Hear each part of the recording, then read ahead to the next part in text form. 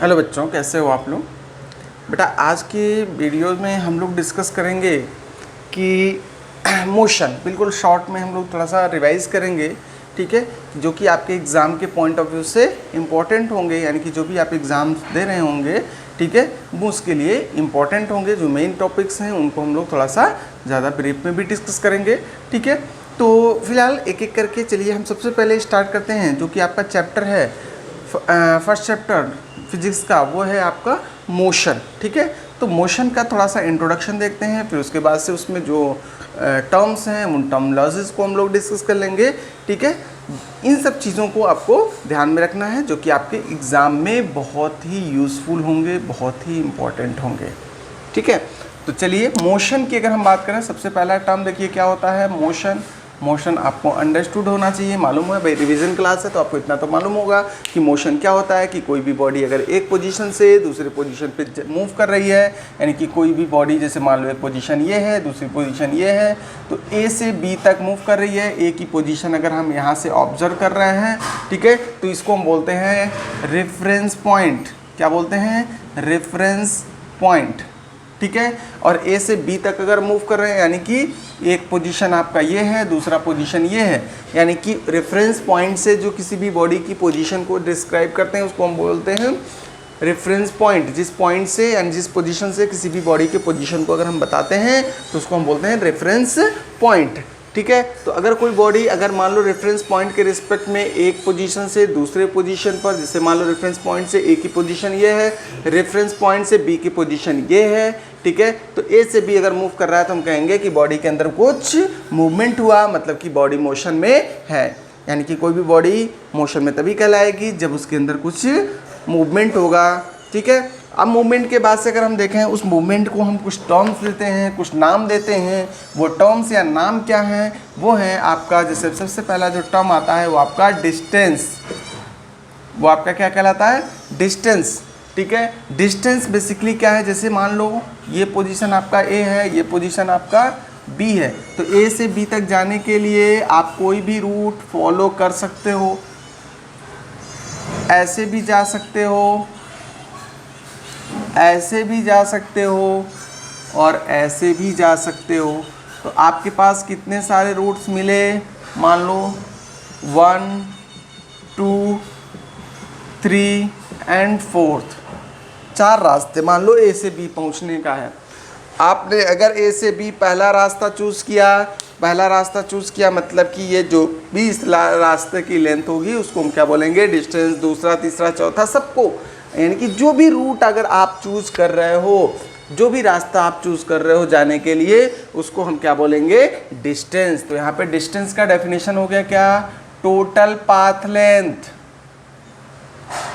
Path length, path मतलब रास्ता, ठीक है। तो टोटल पाथ लेंथ जो होगी वो क्या कहलाएगी? डिस्टेंस कहलाएगी। और अगर बात करें डिस्प्लेसमेंट की, तो डिस्प्लेसमेंट टर्म एक आता है आपका डिस्प्लेसमेंट। डिस्प्लेसमेंट, ठीक है।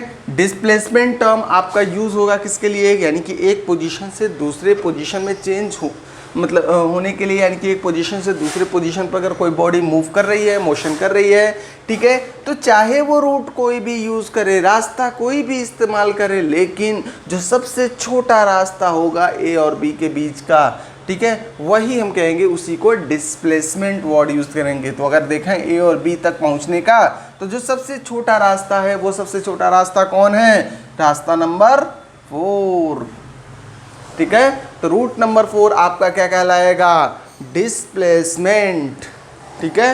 रूट नंबर 4 आपका डिस्प्लेसमेंट कहलाएगा। चाहे आप 1 से जाओ, 2 से जाओ, 3 से जाओ, ठीक है, कोई भी रूट आप यूज़ करो, लेकिन आपका अगर 4 से भी जा रहे हो तो 4 से तो वो तो आपका डिस्टेंस भी हो जाएगा, डिस्प्लेसमेंट भी हो जाएगा, ठीक है। तो रूट आप चाहे जो भी यूज़ करो, लेकिन जो ए और बी पोजीशन, यानी कि इनिशियल और फाइनल पोजीशन के बीच की जो शॉर्टेस्ट डिस्टेंस होती है, जो सबसे छोटा रूट होता है, जो सबसे छोटा रास्ता होता है, वो आपका डिस्प्लेसमेंट कहलाता है। अब इनकी कुछ प्रॉपर्टीज़ होती हैं। अगर हम इनकी SI यूनिट की बात करेंगे तो SI यूनिट, चाहे डिस्टेंस हो चाहे डिस्प्लेसमेंट हो, दोनों की SI यूनिट क्या होती है? मीटर। इसको M से डिनोट करते हैं। ठीक है। SI unit of distance metre, SI unit of displacement is also metre, ठीक है। दोनों की SI यूनिट क्या होती है, मीटर होती है। क्लियर। अब उसके बाद से CGS यूनिट, CGS यूनिट दोनों की क्या होती है, सेंटीमीटर, सेंटीमीटर जिसको हम CM कहते हैं, ठीक है। तो CGS यूनिट दोनों की सेंटीमीटर। क्लियर है फंडा। SI unit metre, CGS unit centimetre, ठीक है। अब अगर इनकी प्रॉपर्टीज, यानी कि आपका जो है, आपको पता ही होगा स्केलर क्वांटिटी क्या होती हैं, वेक्टर क्वांटिटी क्या होती हैं, ठीक है। स्केलर क्वांटिटी वो क्वांटिटी होती हैं जिनके पास क्या हो, डायरेक्शन नहीं हो, सिर्फ और सिर्फ क्या हो, मैग्नीट्यूड हो। मैग्नीट्यूड का मतलब न्यूमेरिकल वैल्यू, और साथ में उसके साथ क्या लगा हो, कुछ यूनिट लगा हो। जैसे हमने कहा 2 kg, 4 kg, 5 लीटर, 6 लीटर, तो ये सब क्या है, मैग्नीट्यूड्स हैं। लेकिन अगर हमने कहा 4, 5, 2, तो ये कुछ नहीं है, ये सिर्फ एक क्या है, नंबर है, एक न्यूमेरिकल वैल्यू है। क्लियर। तो आपका मैग्नीट्यूड होना चाहिए, कि जिस भी बॉडी के पास सिर्फ और सिर्फ, जिस चीज़ के बाद जिसमें जो सिर्फ और सिर्फ मैग्नीट्यूड हो, जिस क्वांटिटी के पास, ठीक है, तो उसको हम क्या बोलेंगे, स्केलर क्वांटिटी। और जिनके पास मैग्नीट्यूड भी है, डायरेक्शन भी है, तो उनको हम क्या कहेंगे, वेक्टर क्वांटिटी। तो अगर हम दोनों का अगर हम डिफरेंस देखें, कुछ इनकी प्रॉपर्टीज हम लोग देख लेते हैं।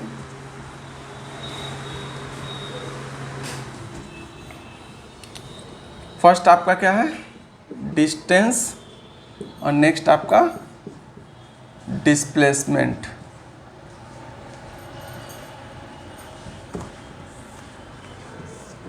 ठीक है। डिस्टेंस की अगर हम बात करें तो ये कैसी क्वांटिटी है, स्केलर क्वांटिटी। कैसी क्वांटिटी, स्केलर क्वांटिटी। डिस्प्लेसमेंट कैसी क्वांटिटी है, ये आपकी वेक्टर क्वांटिटी, क्योंकि किसमें डायरेक्शन है। भाई जाहिर सी बात है, इनिशियल और फाइनल पोजीशन के बीच में जो शॉर्टेस्ट डिस्टेंस होगा वो किसी पर्टिकुलर डायरेक्शन में ही तो होगा, किसी एक ही डायरेक्शन में होगा, एक ही डायरेक्शन में होगा। इसका मतलब कि इसके पास क्या है, स्पेसिफिक डायरेक्शन अवेलेबल है, ठीक है। यानी कि इसके पास क्या है, मैग्नीट्यूड भी है और डायरेक्शन भी है, तो ये वेक्टर क्वांटिटी, ठीक है। डिस्टेंस की अगर हम बात करें तो डिस्टेंस का जो होगा वो क्या हो सकता है, डिस्प्लेसमेंट से ग्रेटर भी हो सकता है, ठीक है, या डिस्प्लेसमेंट के बराबर हो सकता है, लेकिन डिस्प्लेसमेंट से छोटा नहीं हो सकता। या डिस्टेंस की अगर हम बात करें तो डिस्टेंस ज़ीरो नहीं हो सकता। अगर बॉडी के अंदर मूवमेंट हुआ है तो डिस्टेंस ज़ीरो नहीं हो सकता, ना ही निगेटिव हो सकता है। तो ये कांट बी ज़ीरो और नेगेटिव, ये ज़ीरो नहीं हो सकता, नेगेटिव नहीं हो सकता। लेकिन डिस्प्लेसमेंट की अगर हम बात करेंगे तो डिस्प्लेसमेंट आपका जो है बेटा क्या हो सकता है, दोनों चीज़ें हो सकती हैं। डिस्प्लेसमेंट आपका जो है ज़ीरो भी हो सकता है, यानी कि it can be zero, negative और पॉजिटिव, ये तीनों हो सकता है। ये सिर्फ क्या होगा, ये सिर्फ और सिर्फ पॉजिटिव होगा, यानी कि ये ना ही नेगेटिव होगा ना ही ज़ीरो होगा अगर बॉडी के अंदर मूवमेंट हुआ है तो, ठीक है। मान लो क्या, तो बॉडी चली ही नहीं, ठीक है, गाड़ी खड़ी थी, गाड़ी चली ही नहीं, अब बताओ डिस्टेंस क्या होगा, ज़ीरो तो हो गया, ठीक है। तो अगर मूवमेंट हो रहा है, मोशन हो रहा है, तो डिस्टेंस आपका जो है कभी भी ज़ीरो या नेगेटिव नहीं हो सकता, यानी कि टोटल हमेशा टोटल पाथ लेंथ लेना ही पड़ेगा, चाहे वो 1 फीट चले, चाहे 2 मीटर चले, चाहे 10 किलोमीटर चले, चाहे 50,000 किलोमीटर चले, ठीक है। तो इतनी चीज़ें आपको क्लियर होनी चाहिए। अब अगर देखो, अगर हम मान लो हमने कहा कि दोनों में क्या रिलेशन है, तो दोनों में जो रिलेशन होता है, तो डिस्टेंस आपका, distance is always greater than और इक्वल टू डिस्प्लेसमेंट। ये बहुत इंपॉर्टेंट पॉइंट है बेटा, याद रखना कि डिस्टेंस हमेशा जो है डिस्प्लेसमेंट से ग्रेटर होता है या उसके बराबर होता है। छोटा कौन हुआ, डिस्प्लेसमेंट, ठीक। अब अगर हम इसको यहाँ पे ला करके डिवाइड कर दें, दूसरा पॉइंट आपका याद रखना, जो कि यहाँ पे एक अच्छे अच्छे क्वेश्चंस बनते हैं, डिस्टेंस डिवाइडेड बाय डिस्प्लेसमेंट, क्या हो जाएगा, यहाँ पे क्या बचा, ये इधर चला गया, तो यहाँ पे इसके साथ कौन मल्टीप्लाई था, 1, तो यहाँ बचा क्या, 1। यहाँ पे क्वेश्चन क्या बनता है कि the ratio of distance and displacement, ratio of distance और डिस्प्लेसमेंट क्या होगा, ग्रेटर देन और इक्वल टू 1। आई बात समझ में? यहाँ पे वर्ड क्या यूज होगा, ratio of distance and displacement is greater than और इक्वल टू 1, यानी कि इनके अगर मैग्नीट्यूड्स की हम बात करें, ratio of the magnitude of distance and displacement is greater than और इक्वल टू 1। और इसी को दूसरी तरह से अगर हम घुमा करके पूछ लें, ऊपर मैं रफ कर रहा हूं,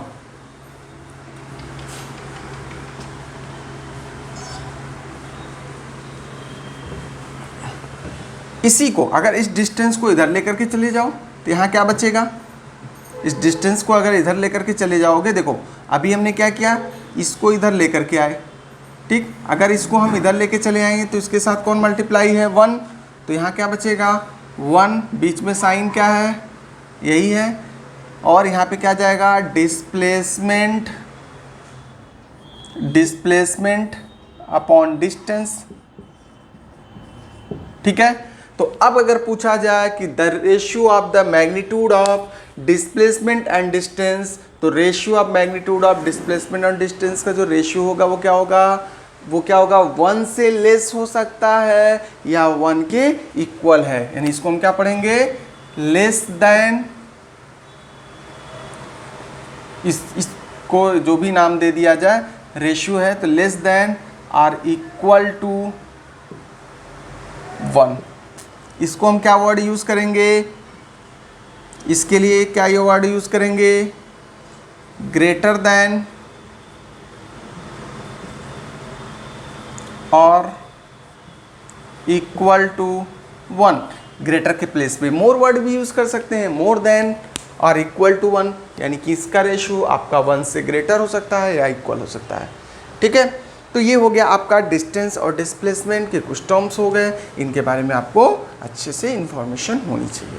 फिर इसके बाद से अगर टाइम के रिस्पेक्ट में यही डिस्टेंस यही डिस्प्लेसमेंट, अगर हम इसमें तीसरा फैक्टर एक इंक्लूड कर दें, दैट इज़ अ टाइम, ठीक है। अगर टाइम को इन्वॉल्व कर दिया जाए, ठीक है, तो टाइम को इन्वॉल्व करने का मतलब क्या हुआ कि उसमें आपका जो डिस्टेंस है और जो डिस्प्लेसमेंट है, ठीक है। चलो इसको हम देख लेते हैं, ये आपको नोट करना चाहो नोट कर लो, बहुत बहुत बहुत इंपॉर्टेंट चीज़ है ये, ठीक है। अक्सर ये आपके जो है सिर्फ आपके 9th में नहीं, आगे हायर क्लासेस में भी आपसे, यानी कि 11th में जब जाओगे तो वहाँ पर भी आपसे ये चीज़ पूछ ली जाती हैं, ठीक है बहुत छोटी चीज़, लेकिन बहुत लोग जो है इसको गलत कर देते हैं इसके क्वेश्चंस। तो कंफ्यूज होने की बिल्कुल ज़रूरत नहीं है, ऐसे आप बनाओ, ये रिलेशन याद रखो कि डिस्टेंस इज ग्रेटर देन और इक्वल टू डिस्प्लेसमेंट, और ये चीज़ अगर आपको याद है तो सीधे यहाँ से ट्रांसफ़र करोगे, यहाँ बचेगा कौन, अगर इसको इधर ले करके जाओगे तो क्या बचेगा, यहाँ पे आ जाएगा डिस्प्लेसमेंट ऊपर रहेगा, ये इधर क्या होगा 1 के साथ मल्टीप्लाई, तो इधर जाएगा डिवाइड हो जाएगा। क्लियर, आगे बढ़ाएं, चलो।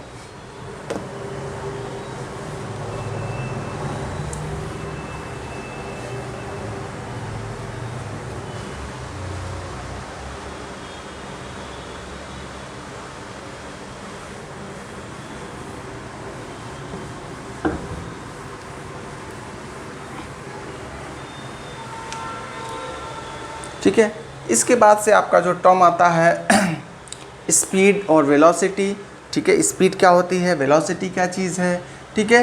ये सारे टर्म्स जो है हम लोग नेक्स्ट वीडियो में डिस्कस करेंगे, ठीक है। तो स्पीड, वेलोसिटी, फिर उसके बाद से एक्सेलरेशन, जो सबसे इंपॉर्टेंट टर्म्स हैं, ये 3 टर्म्स हम लोग डिस्कस करेंगे। लेकिन सबसे पहले आज थोड़ा सा हम लोग डिस्कस कर लेते हैं स्पीड और वेलोसिटी क्या होती है, छोटा सा इंट्रोडक्शन देख लेते हैं।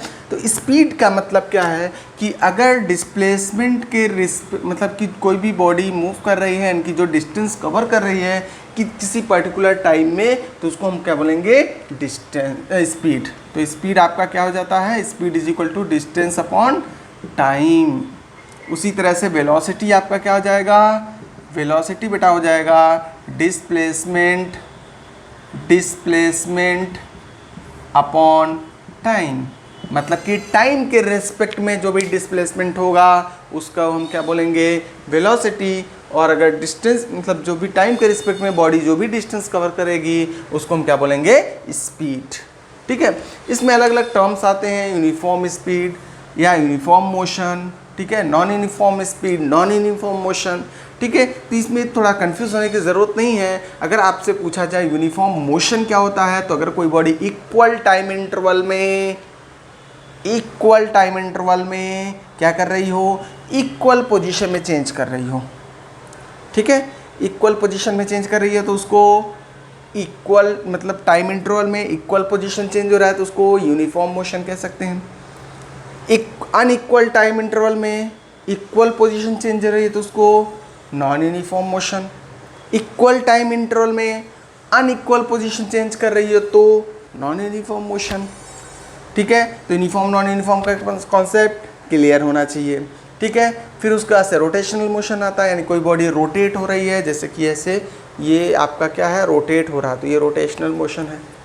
इसके बाद से आता है रोलिंग मोशन, ये रोल कर रहा है, मतलब कि रोलिंग में क्या होगा, बॉडी रोटेट भी हो रही होती है और आगे की तरफ भी बढ़ रही होती है, तो इसको रोटेशनल मोशन कहते हैं, क्लियर। उसी तरह से आपका आता है translational motion.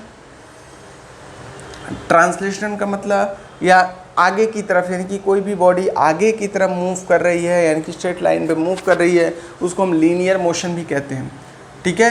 Linear motion, straight line में अगर कोई बॉडी मूव कर रही है तो उसको लीनियर मोशन कहते हैं, यानी कि सीधे वो आगे बढ़ रही है, यानी कि वो आगे की तरफ बढ़ रही है, तो इसके यानी कि ये ऐसे आगे बढ़ रही है, तो इसका मतलब ये आपका स्ट्रेट लाइन मोशन कर रही है, यानी कि लीनियर मोशन है, ठीक है। इसी तरह से अगर कोई सर्कुलर पाथ है, जैसे कि ये ऐसे ऐसे ऐसे ऐसे ऐसे ऐसे ऐसे मूव कर रही है, कैसे, ऐसे मूव कर रही है, ठीक है, ऐसे, या इसको हम कह सकते हैं ये ऐसे मूव कर रही है, मतलब कि ये आपका एक सर्कुलर पाथ पर मूव कर रही है, इसको हम सर्कुलर मोशन कहेंगे, क्लियर है फंडा। तो आई थिंक स्पीड वेलोसिटी आपको समझ में आ गई। सेम उसी तरह से आपने देखा था भाई, टाइम तो आपका स्केलर ही होता है, ये स्केलर, ये वेक्टर, तो आपका स्पीड क्या हो जाएगा, स्केलर हो जाएगा। ये आपका क्या हो जाएगा, वेक्टर हो जाएगा, वेक्टर क्वांटिटी, ठीक है। एसआई यूनिट की बात करेंगे तो दोनों की एसआई, इसकी एसआई यूनिट क्या होती है भाई, मीटर, टाइम की एसआई यूनिट सेकेंड, ठीक है। तो एसआई यूनिट क्या जाएगी, एसआई यूनिट आपकी हो जाएगी क्या, मीटर पर सेकेंड। चाहे आप स्पीड की बताओ चाहे वेलोसिटी की बताओ, दोनों की एसआई यूनिट क्या है, मीटर पर second.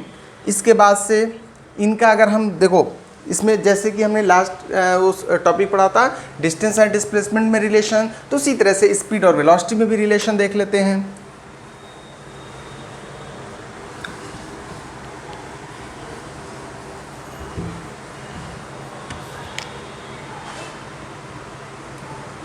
Relation between speed and velocity, तो इसमें भी ध्यान रखना आपका स्पीड जो है वो नेगेटिव नहीं हो सकता, ज़ीरो नहीं हो सकता, ठीक है। लेकिन वेलोसिटी आपकी जो है नेगेटिव भी हो सकती है, ज़ीरो भी हो सकती है, ठीक है, और पॉजिटिव भी तो होगी, पॉजिटिव में कोई दिक्कत। तो स्पीड हमेशा क्या होता है, ऑलवेज ग्रेटर देन और इक्वल टू वेलोसिटी, ठीक है। सेम इसी तरह से अगर हम मान लो स्पीड वेलोसिटी को इधर लाएंगे तो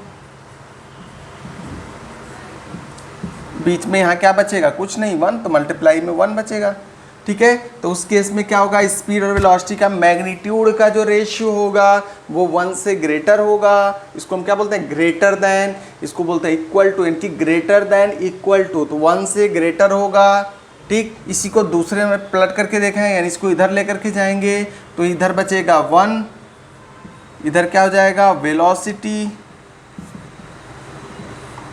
और इधर क्या बचेगा आपका स्पीड, ठीक है। तो वेलोसिटी और स्पीड का रेशियो पूछा जाए तो वेलोसिटी और स्पीड का रेशियो ऑलवेज लेस देन और इक्वल टू वन, यानी इसका रेशियो या तो इसके इक्वल हो सकता है, लेस हो सकता है, या फिर उसके इक्वल हो सकता है। यानी कि स्पीड और वेलोसिटी जब इक्वल हो जाएंगी तो उनका रेशियो क्या हो जाएगा, वन आ जाएगा, ठीक है। अनइक्वल होंगी तो ये कंडीशन आपको याद रखनी है, ठीक है। तो ये सारे इंपॉर्टेंट पॉइंट्स आपको याद रखने हैं जो कि आपके एग्जाम के लिए इंपॉर्टेंट हैं। ठीक है। तो बेटा ठीक है, बाकी चीज़ें हम लोग ऐसे एक सीरीज़ में आगे की जो भी टॉपिक्स हैं, जो भी चैप्टर्स हैं आपके एग्ज़ाम में आने वाले हैं, ठीक है, उन चैप्टर्स को एक एक करके थोड़ा सा हम लोग ऐसे शॉर्ट में रिवाइज़ करेंगे। ठीक है, तो ये जो रिवीजन सीरीज़ आपका चल रहा है, इस रिवीजन सीरीज़ को प्रॉपरली आप लोग जो है ज़रूर देखो। ठीक है, पूरे वीडियोज़ को कम्प्लीटली देखा करो। ठीक, और बाकी जो है अगर आगे की चीज़ें यानी आगे की वीडियोस आपको प्रॉपर नहीं मिल पा रहे हैं तो उसके लिए आप एक काम कर सकते हो कि ये जो चैनल है आपका, इस चैनल को आप सब्सक्राइब कर सकते हो। तो इससे आपको क्या होगा कि टाइम टू टाइम आपको अपडेट मिलता रहेगा, यानी कि जो भी आप जैसे भी कोई भी वीडियो पोस्ट होगा तो आपको अपडेशन मिल जाएगा। ठीक है, ओके, थैंक यू।